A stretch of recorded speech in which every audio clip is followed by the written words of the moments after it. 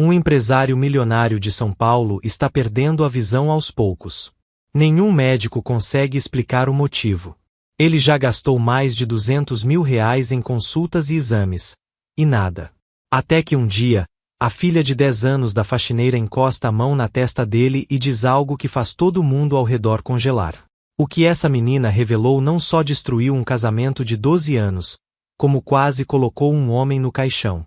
E a parte mais perturbadora dessa história: a pessoa que estava por trás de tudo era quem dormia ao lado dele todas as noites. Se você quer entender como uma criança de 10 anos salvou a vida de um homem que ninguém mais conseguia ajudar, fica até o final, porque essa história vai te deixar sem chão. E antes de continuar, já deixa o like, se inscreve no canal e ativa o sininho, porque histórias assim precisam chegar em mais pessoas. Comenta aqui embaixo coragem se você acredita que a verdade sempre aparece. Tudo começou numa manhã de terça-feira, num bairro nobre do Jardim Paulistano, em São Paulo. Roberto Mendes, 52 anos, empresário do ramo de construção civil, dono de 3 construtoras e uma fortuna considerável, estava sentado no banco de madeira do jardim da sua mansão. Seus óculos escuros cobriam olhos que já quase não enxergavam. Há 6 meses, sua visão vinha piorando de forma progressiva e inexplicável. Os melhores oftalmologistas do país tinham examinado seus olhos, e nenhum encontrou uma causa. Os exames voltavam limpos. Os diagnósticos não batiam. Estava ficando cego, e ninguém sabia o porquê. Naquela manhã, Roberto tentava sentir o calor do sol no rosto enquanto ouvia os pássaros no jardim. Era um dos poucos prazeres que ainda conseguia apreciar. Até que sentiu algo inesperado. Uma mão pequena e quente tocou sua testa. Ele se assustou. Quem está aí? Sou eu, senhor. A Beatriz. Beatriz era a filha de Dona Lúcia, a faxineira que trabalhava na casa há 5 anos. Uma menina quieta, de 10 anos, que sempre ficava na cozinha fazendo lição de casa enquanto a mãe limpava os cômodos da mansão. Roberto mal conhecia a menina. Nunca tinha trocado mais do que algumas palavras com ela. Beatriz? O que você está fazendo aqui, menina? A menina não tirou a mão da testa dele. Ficou ali, parada, com uma expressão séria demais para alguém daquela idade. E quando abriu a boca, sua voz saiu firme, sem qualquer hesitação. O senhor não está ficando cego por causa de doença. Alguém está fazendo isso com o senhor. As palavras caíram como pedras no silêncio daquele jardim. Ao fundo, Dona Lúcia, que estava estendendo roupas no varal, largou tudo e levou as mãos ao rosto. Seus olhos se arregalaram de puro choque. Não era surpresa pelo que a filha disse, era o terror de que a filha tinha finalmente dito. Roberto sentiu o coração disparar dentro do peito. Menina, o que você está dizendo? Que história é essa? A voz de Roberto saiu trêmula, misturada com confusão e medo. Beatriz manteve os olhos fixos nele, a mão ainda repousando na testa dele com uma delicadeza que contrastava com o peso daquilo que estava revelando. Eu vi a senhora colocando um pó branco no seu suco de laranja. Senhor. Toda manhã, quando o senhor toma café, ela coloca. Eu vi com meus próprios olhos. Roberto sentiu o sangue gelar nas veias. Ela quem, Beatriz? A dona Vanessa. Sua esposa. Aquele nome atingiu Roberto como uma facada no peito. Vanessa. Sua esposa há 12 anos. A mulher com quem dividia a cama, a mesa, os planos, a vida inteira. A mesma mulher que chorava abraçada com ele toda vez que saíam de uma consulta médica sem respostas. A mesma que segurava sua mão dizendo vai ficar tudo bem, amor. Você tem certeza do que está falando, menina? Isso é muito grave, disse Roberto, tentando manter a compostura, mas por dentro tudo desmoronava. Eu tenho certeza, senhor. Vi mais de uma vez. Ela espera a minha mãe sair da cozinha, abre a bolsa, tira um vidrinho pequeno e coloca no suco. Depois mexe com a colher e deixa na mesa como se nada tivesse acontecido. Dona Lúcia finalmente largou o varal e veio correndo, com o rosto molhado de lágrimas. Beatriz, pelo amor de Deus, para com isso agora. Vem aqui, menina, implorou, a voz desesperada. Mas Beatriz não se moveu.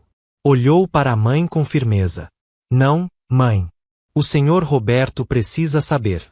A gente não pode ficar quieta vendo isso acontecer. Roberto virou o rosto em direção à voz de Lúcia. Mesmo quase cego, conseguia sentir o desespero dela, o tremor, o medo. E entendeu naquele instante que não era apenas a menina que sabia. A mãe também. Lúcia, você também viu. O silêncio que veio a seguir durou uma eternidade. Lúcia olhou para a filha, olhou para Roberto, e então sua resistência desmoronou. Eu vi, senhor. Vi várias vezes nos últimos meses. Mas eu tive medo. Medo de perder meu emprego. Medo do que poderia acontecer comigo e com a Beatriz. Nós não temos mais ninguém, senhor. Se eu perder esse trabalho... A voz dela quebrou. Roberto esfregou os olhos que ardiam constantemente, sentindo o peso daquela revelação esmagar tudo que ele acreditava ser verdade. Por quê? Porque ela faria isso comigo. A gente não briga, não tem problemas. Eu sempre dei tudo o que ela pediu. Beatriz respirou fundo antes de falar novamente. Eu ouvi ela no telefone uma vez, senhor. Ela estava dizendo para alguém que logo tudo ia acabar. Que logo ela ia ter tudo o que sempre quis. Ela estava rindo. Aquelas palavras foram como um soco no estômago de Roberto. Ele colocou os óculos escuros de volta, não por causa da luz, mas para esconder as lágrimas que começavam a escorrer. Lágrimas de raiva, de tristeza, de uma traição que ele ainda não conseguia processar. Quanto tempo, Lúcia? Quanto tempo isso está acontecendo? Perguntou Roberto, a voz agora mais firme, porque ele precisava de respostas. Eu notei pela primeira vez há uns 4 meses, senhor. Mas pode ser que já viesse de antes. Eu não sei dizer com certeza. Roberto ficou em silêncio, repassando mentalmente tudo o que tinha vivido nos últimos meses. As dores de cabeça que começaram do nada. A visão que ia sumindo dia após dia. Os médicos sem explicação. Os exames limpos. Agora tudo fazia um sentido cruel e doloroso. Onde ela guarda isso? Esse veneno, onde está? Beatriz olhou para a mãe como pedindo permissão. Lúcia, com os olhos cheios d'água, apenas assentiu com a cabeça. Já não havia mais volta. Ela guarda num vidrinho pequeno dentro da bolsa de couro. Senhor. Aquela que fica sempre em cima da comoda do quarto de vocês. Ela acha que ninguém vê, mas eu vi quando estava ajudando minha mãe a arrumar o quarto. Roberto se levantou do banco com dificuldade. Suas pernas tremiam. Beatriz segurou seu braço de um lado. Lúcia segurou do outro. E aquelas duas pessoas, que ele mal conhecia, tornaram-se suas únicas aliadas naquele pesadelo. A dona Vanessa saiu há pouco para o shopping. Senhor. Ela sempre demora umas 2 horas quando sai para fazer compras. O senhor tem tempo, informou Lúcia, a voz baixa como um sussurro. Os 3 entraram pela porta dos fundos, passaram pela cozinha ampla onde Lúcia trabalhava todos os dias, subiram a escada larga até o 2º andar. Cada degrau parecia mais pesado que o anterior. Quando chegaram ao quarto principal, Roberto parou, respirou fundo, tentando se preparar para a confirmação definitiva de que sua vida era uma mentira. A bolsa fica do lado esquerdo da comoda, perto do espelho grande, sussurrou Lúcia. Beatriz foi direto até a comoda. Pegou a bolsa de couro que Roberto tinha dado de presente para Vanessa no último aniversário e trouxe até ele. Roberto segurou aquela bolsa como se segurasse uma bomba. Abriu o zíper devagar. Seus dedos tatearam o interior, carteira, batom, lenços, e então encontraram algo diferente. Algo pequeno e frio. É esse, senhor. É exatamente esse, confirmou Beatriz, a voz carregada de tristeza. Roberto segurou o vidrinho com força. Sentiu o vidro gelado contra sua palma e naquele momento a realidade desabou sobre ele. Não havia mais como negar. Vanessa estava envenenando-o de forma calculada e cruel. Eu preciso descobrir o que tem aqui dentro. Preciso levar para alguém analisar, disse Roberto, e sua voz estava mais firme agora. A raiva começava a tomar o lugar da tristeza, uma raiva fria e controlada. Lúcia guardou a bolsa de volta no lugar exato. Verificou se tudo parecia igual a antes. E então os três desceram em silêncio, cada um perdido em seus próprios pensamentos sobre o que viria a seguir.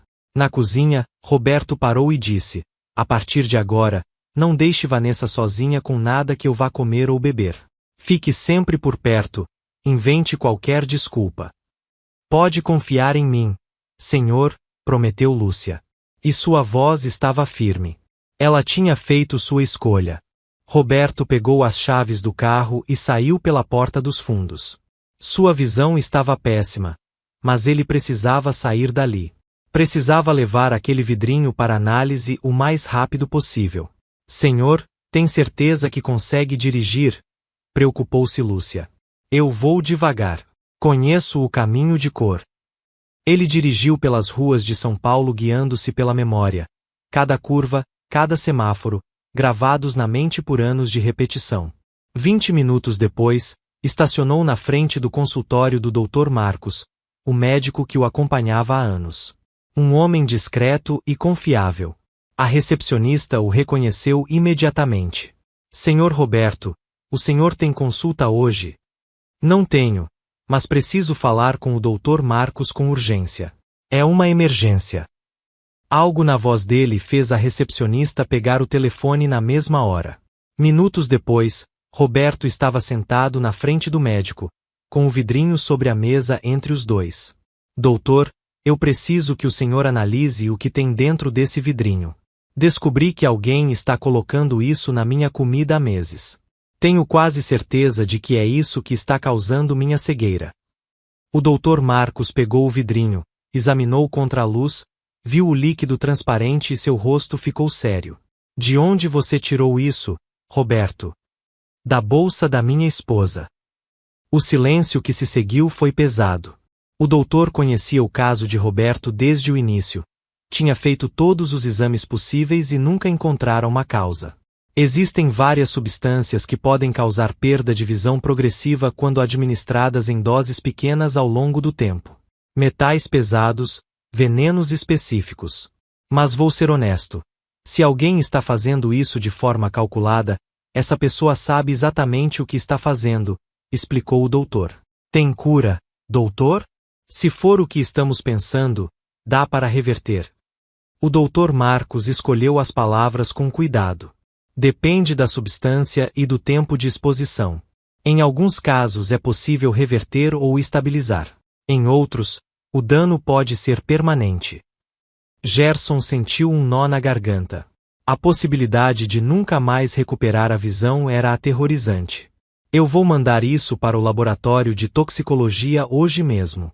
Com sorte, teremos resultados preliminares em 48 horas, disse o doutor, guardando o vidrinho num saco plástico apropriado. Roberto se levantou. Obrigado, doutor. O senhor não sabe o quanto isso significa. Roberto, você está em segurança? Essa pessoa sabe que você descobriu. Não sabe. E preciso manter assim até ter todas as provas. O Dr. Marcos apertou o ombro dele. Tenha muito cuidado. Se alguém é capaz de fazer isso, não sabemos até onde pode ir quando se sentir descoberta. Aquelas palavras ficaram ecoando na mente de Roberto durante todo o caminho de volta. Ele dirigia devagar, mais cuidadoso agora, porque finalmente entendia que estava em perigo real, vivendo sob o mesmo teto que alguém que queria destruí-lo. Quando Roberto entrou em casa pela porta principal, ouviu a voz de Vanessa vindo da cozinha. Ela conversava com Lúcia sobre o jantar. Ele respirou fundo e controlou cada músculo do rosto. Amor, você chegou. Estava preocupada, você saiu sem avisar, disse Vanessa, aparecendo no corredor com um sorriso no rosto. Aquele mesmo sorriso que ele tinha amado por tantos anos, e que agora parecia uma máscara horrível. Roberto forçou um sorriso de volta. Precisei resolver umas coisas do trabalho. Não quis te incomodar. Vanessa tocou o braço dele com um carinho que agora causava repulsa. Você está bem? Parece cansado. Quer que eu prepare um suco de laranja fresquinho para você? O estômago de Roberto revirou. Ele usou toda sua força de vontade para não afastar a mão dela. Não precisa, amor. Vou subir e descansar um pouco. Subiu as escadas antes que ela pudesse insistir. E sentiu o peso daquele olhar nas suas costas, como se ela estivesse estudando cada movimento dele, procurando algum sinal de que ele sabia. Trancou a porta do quarto. Sentou na cama. Tirou os óculos. Esfregou o rosto com força. Enviou uma mensagem para Lúcia: fui ao médico. Estamos no caminho certo. Cuidado com tudo. A resposta veio minutos depois: estou aqui, senhor. Vamos conseguir. Naquela noite, Roberto jantou pouco. Inventou que estava sem apetite e observou Vanessa preparar cada prato com um cuidado que agora ele entendia ser calculado. Ela estava sempre perto da comida dele, sempre oferecendo para servir, sempre com aquele sorriso que não alcançava os olhos. Lúcia vigiava tudo de perto, sem deixar Vanessa sozinha um segundo sequer com a comida de Roberto. Ele subiu para o escritório, trancou a porta, e pela primeira vez em meses permitiu-se chorar. Chorou pela vida que tinha perdido, pela confiança quebrada, pelo futuro incerto. Mas chorou também de raiva, uma raiva que crescia dentro dele como fogo. O dia seguinte foi uma tortura de espera. Roberto fingiu normalidade enquanto sua mente estava focada numa única coisa: o resultado do laboratório. No café da manhã, Vanessa preparou tudo como sempre. Bom dia, amor. Fiz seu café favorito e suco de laranja fresquinho. Hoje vou só comer umas frutas. Estou sem fome, disse Roberto. E viu uma microexpressão de irritação cruzar o rosto dela. Rápida, quase invisível, mas ele captou. Lúcia interveio. Senhor Roberto, posso preparar uma vitamina? Tem banana, mamão e mel fresquinhos. Era a forma que encontrara de protegê-lo sem levantar suspeitas. Seria ótimo, Lúcia. Obrigado. Vanessa apertou os lábios com frustração contida. Às 5 da tarde, o celular finalmente tocou. Era o Dr. Marcos. Roberto, preciso que você venha aqui agora. Os resultados chegaram e o que descobrimos é muito mais grave do que imaginávamos. Sua vida pode estar em perigo real. Roberto desligou com as mãos tremendo. Pegou as chaves e desceu. Vanessa levantou os olhos da revista. Onde você vai a essa hora? O Dr. Marcos quer refazer alguns exames. Mentiu, e saiu pela porta antes que ela pudesse perguntar mais. A viagem até o consultório pareceu interminável. Cada semáforo vermelho era uma tortura.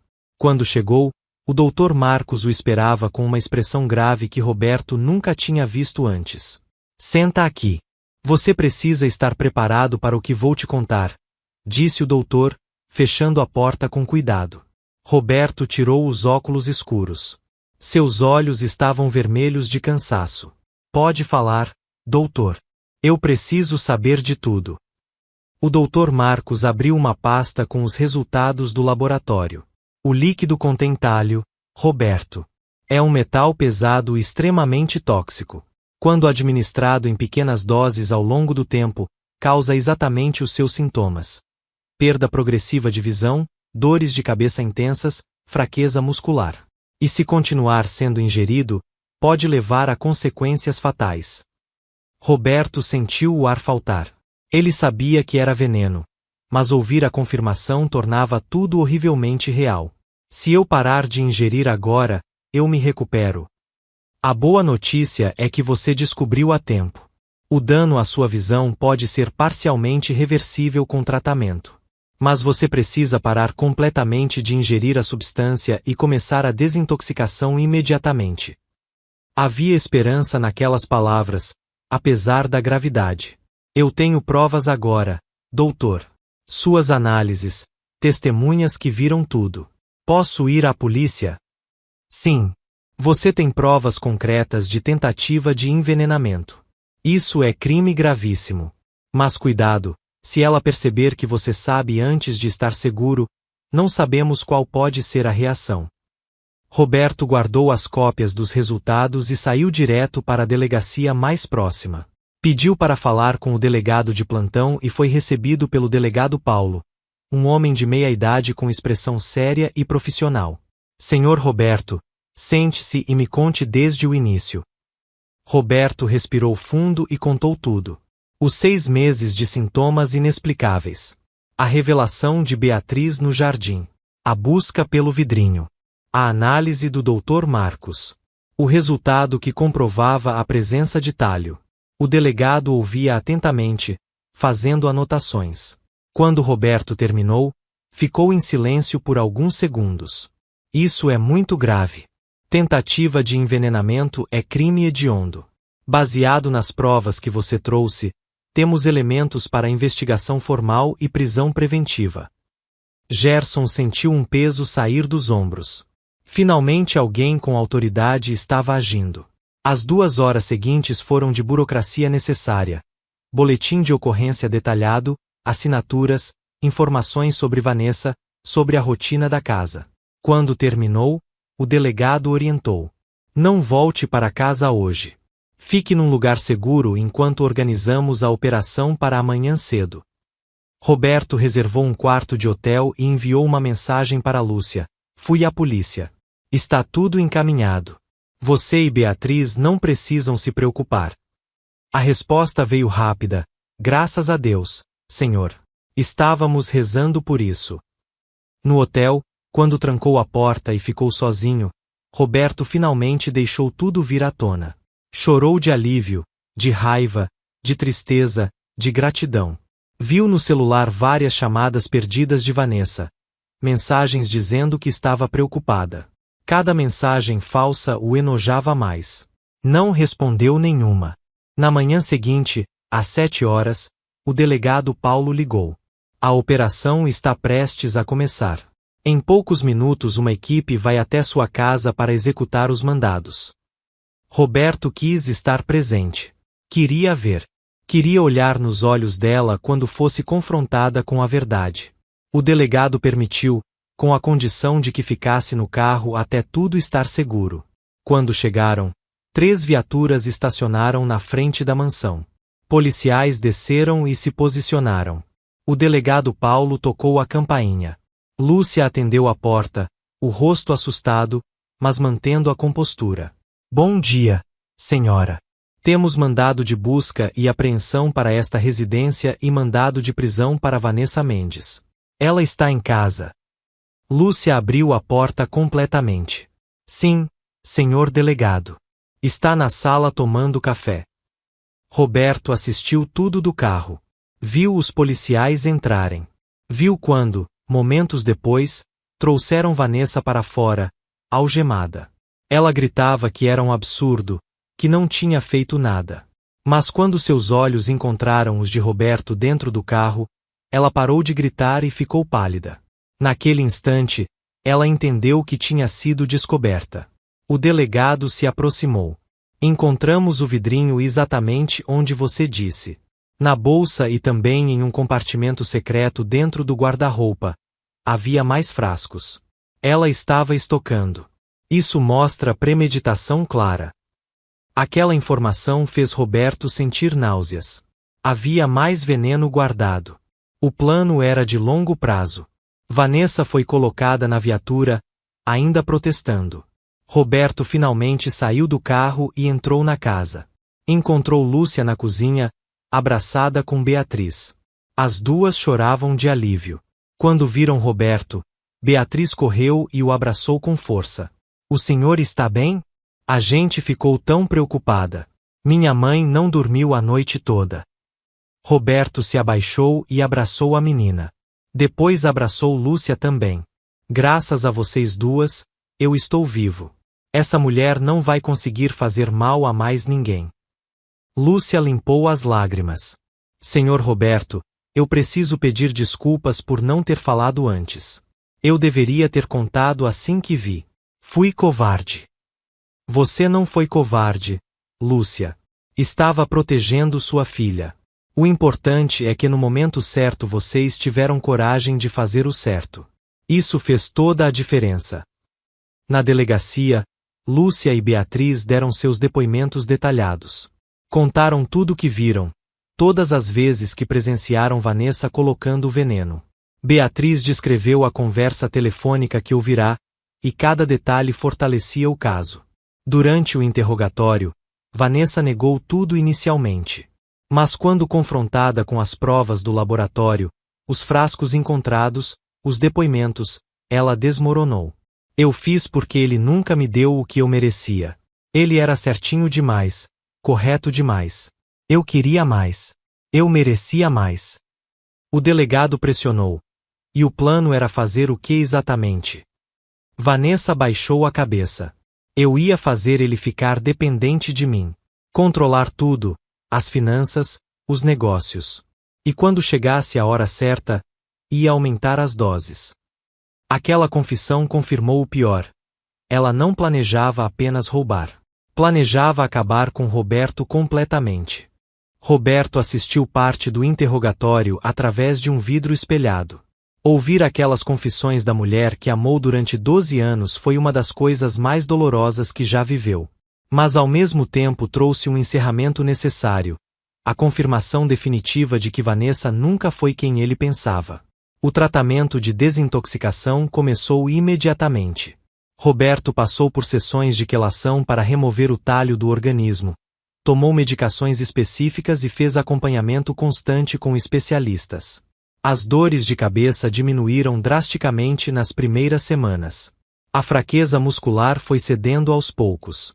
E a visão, que estava severamente comprometida, começou a dar sinais de recuperação. Após 3 meses de tratamento intensivo, os médicos confirmaram que ele tinha recuperado cerca de 70% da capacidade visual. Com o tempo, poderia recuperar ainda mais. Você teve sorte, Roberto. Mais algumas semanas e o dano seria permanente e irreversível, disse o Dr. Marcos durante uma consulta de acompanhamento. E aquelas palavras fizeram Roberto valorizar ainda mais o que Beatriz e Lúcia tinham feito. O processo criminal avançou rápido. As provas eram abundantes e irrefutáveis. Vanessa foi acusada formalmente de tentativa de homicídio qualificado e posse ilegal de substância tóxica com intenção criminosa. O julgamento aconteceu 6 meses depois. Roberto testemunhou. Lúcia testemunhou. Beatriz deu seu depoimento de forma corajosa e clara, impressionando a todos na sala. Ao final de 3 dias, o júri decidiu por unanimidade: culpada. Vanessa foi condenada a 16 anos de prisão, sem direito à liberdade condicional nos primeiros 8. Quando a sentença foi lida, Roberto sentiu um misto de alívio e tristeza.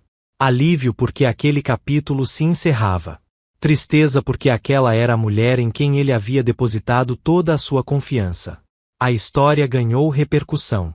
O empresário salvo pela coragem de uma criança e sua mãe faxineira viralizou nas redes sociais.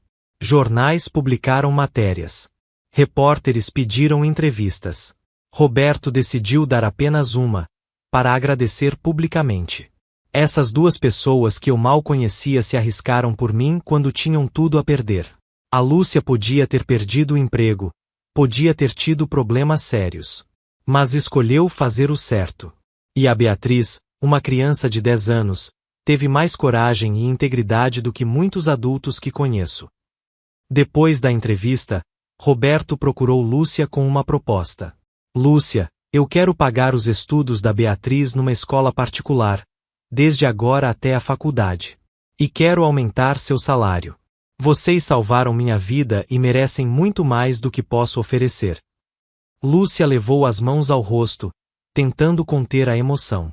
Senhor Roberto, eu não fiz esperando nada em troca. Fiz porque era o certo. Eu sei. Por isso mesmo quero fazer. Porque sei que vem do coração. Deixa eu fazer isso por vocês. Lúcia finalmente aceitou, abraçando-o enquanto chorava de gratidão. A vida de Roberto começou a se reconstruir aos poucos. Ele voltou a trabalhar, voltou a se envolver com os negócios, voltou a fazer planos, mas agora com uma perspectiva diferente. Mais cauteloso com as pessoas. Mais atento aos sinais. Mais grato pelas pequenas coisas. Beatriz se matriculou na melhor escola particular de São Paulo. Estava adorando as aulas, Fez novos amigos, toda vez que via Roberto, contava animada sobre tudo o que estava aprendendo. Roberto se tornou uma espécie de figura paterna para ela.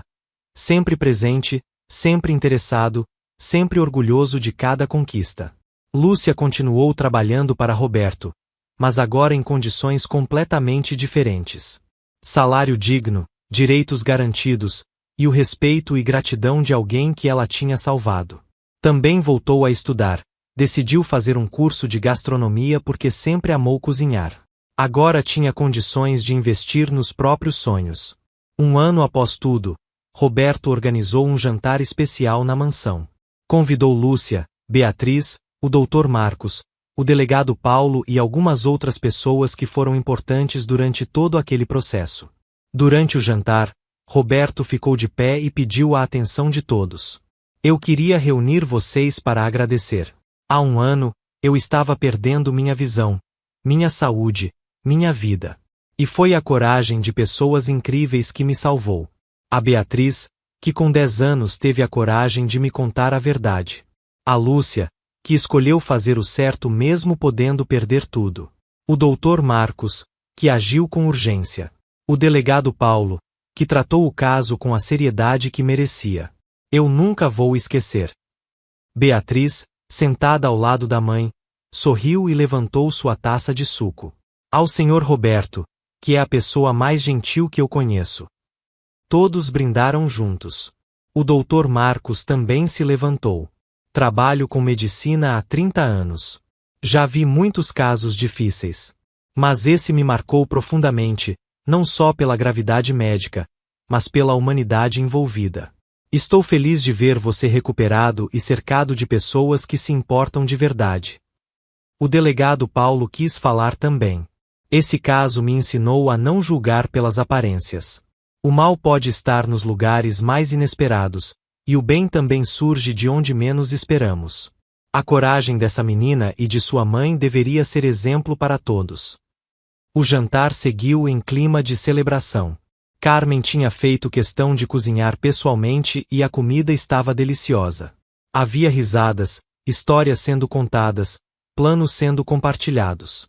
Pela primeira vez em muito tempo, Roberto sentiu que estava cercado de pessoas verdadeiras.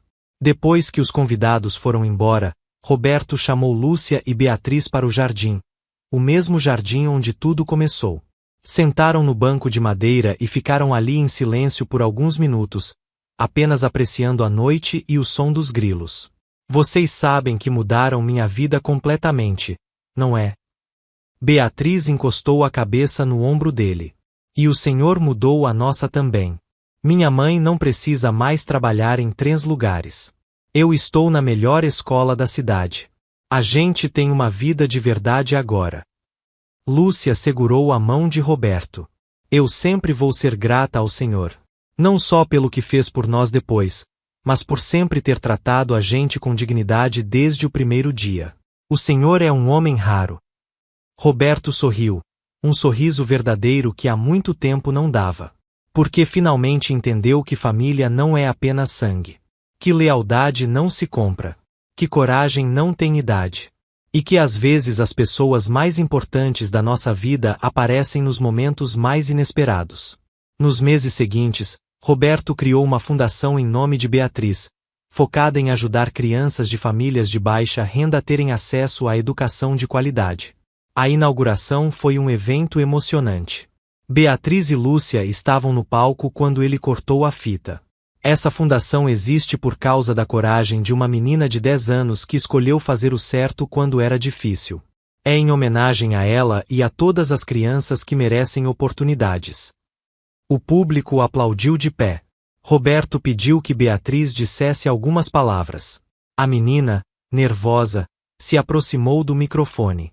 Minha mãe sempre me ensinou que fazer o certo é importante, mesmo quando dá medo.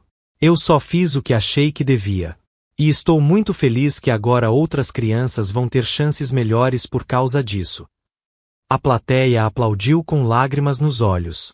Lúcia se formou em gastronomia e abriu seu próprio restaurante com a ajuda de Roberto, um lugar aconchegante que rapidamente se tornou querido na cidade. Ela realizou um sonho que nunca imaginou possível. A visão de Roberto se recuperou quase por completo com tratamento contínuo. Os médicos consideraram um caso de sucesso notável. 5 anos depois, num dia ensolarado, Roberto estava sentado naquele mesmo banco de madeira, lendo um livro sem precisar de óculos escuros. Beatriz apareceu correndo pelo jardim, agora com 15 anos, alta, cheia de vida. Senhor Roberto, passei no vestibular. Consegui bolsa integral para medicina. Roberto se levantou e abraçou a jovem que tinha salvado sua vida. Lúcia chegou logo atrás. Os três se abraçaram ali, no lugar onde tudo começou, onde uma menina corajosa mudou o destino de todos com um simples gesto de tocar a testa de um homem e dizer a verdade. Essa história poderia ter terminado em tragédia. Mas a coragem de uma criança e a integridade de sua mãe provaram que fazer o certo importa, que a verdade sempre aparece, que bondade não é fraqueza, e que às vezes os anjos aparecem nas formas mais inesperadas. Se essa história te tocou, comenta aqui embaixo o que você sentiu. Compartilha com alguém que precisa ouvir isso hoje. Se inscreve no canal, ativa o sininho e fica com a gente, porque toda semana tem uma história nova que fala direto com o coração.